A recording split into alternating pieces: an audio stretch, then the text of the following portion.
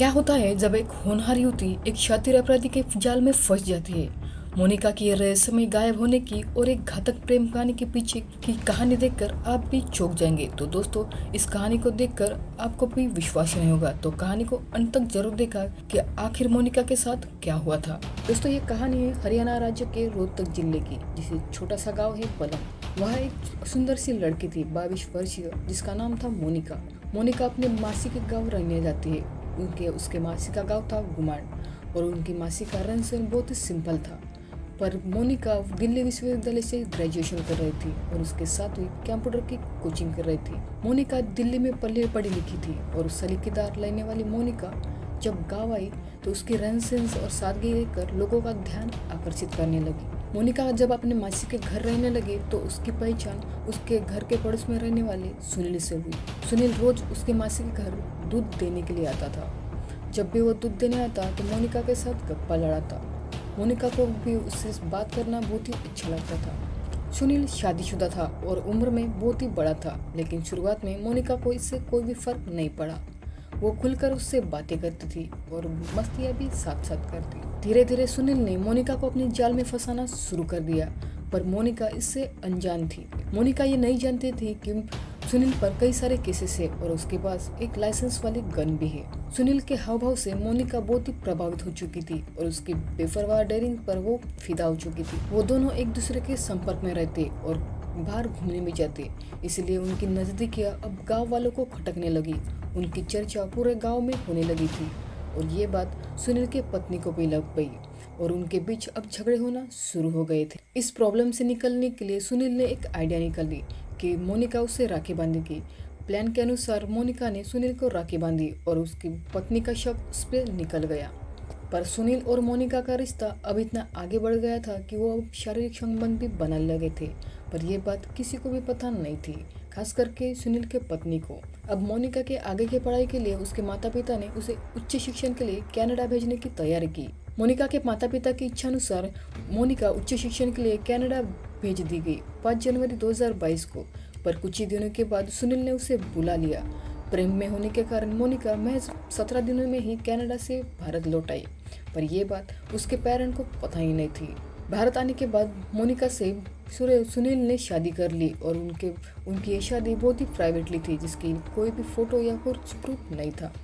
शादी होने के बाद 2 दिन में ही मोनिका कनाडा लौट गई और 2 महीने के बाद ही फिर से लौट आई भारत, पर यह बात भी उसके पेरेंट्स को पता नहीं थी। अब सुनील और मोनिका बहुत ही अच्छे से रहने लगे थे।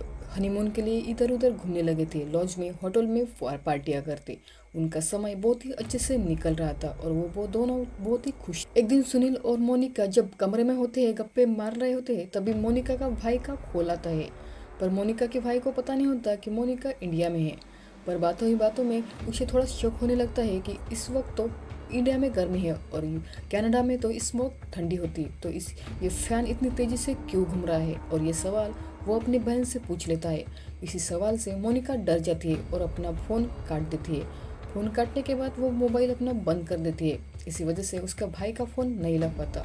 इधर अब सुनील को भी उसकी हरकतों से पता चल चुका था कि कुछ तो गड़बड़ हो गई है और अब सुनील का भी मन भर गया था उसके शरीर से, इसलिए वो अब मोनिका को मारने की पूरी प्लानिंग बनाता है और मोनिका को घुमाने के लिए फार्म हाउस में ले जाता है। मोनिका और सुनील जब फार्म हाउस में पहुंचते हैं तब बिना वजह सुनील उससे झगड़ने लगता है और गुस्से में आकर मोनिका पर 2 गोलियां झाड़ देता है। गोलियां मारने के बाद मोनिका की ऑन द स्पॉट मौत हो जाता है, पर यह बात किसी को पता नहीं चल पाती क्योंकि फार्म हाउस में वो सिर्फ दोनों थे।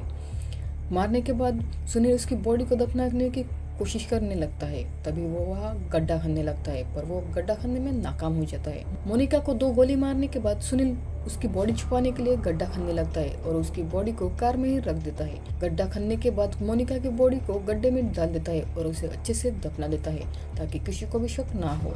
गड्ढे के ऊपर अच्छे से पेड़ पौधे लगा देता है ताकि किसी को डाउट ना हो। और वो ये सब करने के बाद वो अपने गाँव लौट जाता है और अपनी पत्नी के संग रहने लगता है।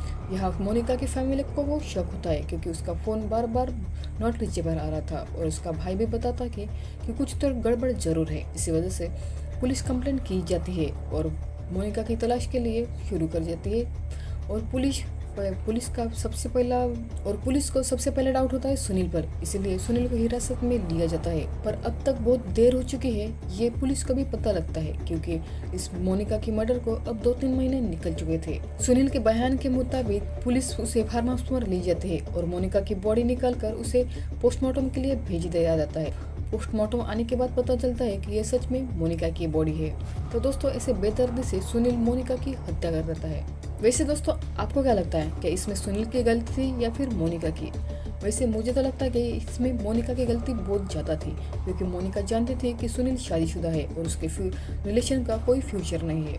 फिर भी पढ़ी लिखी होने के बावजूद वो ये गलती कर बैठी है। वैसे आपको क्या लगता है, ये हमें कमेंट में ज़रूर बताएं। और वीडियो अच्छा लगे तो वीडियो को लाइक करके चैनल को भी सब्सक्राइब कर देना और बेल भी दबा देना, ताकि ऐसी क्राइम स्टोरी आपको सबसे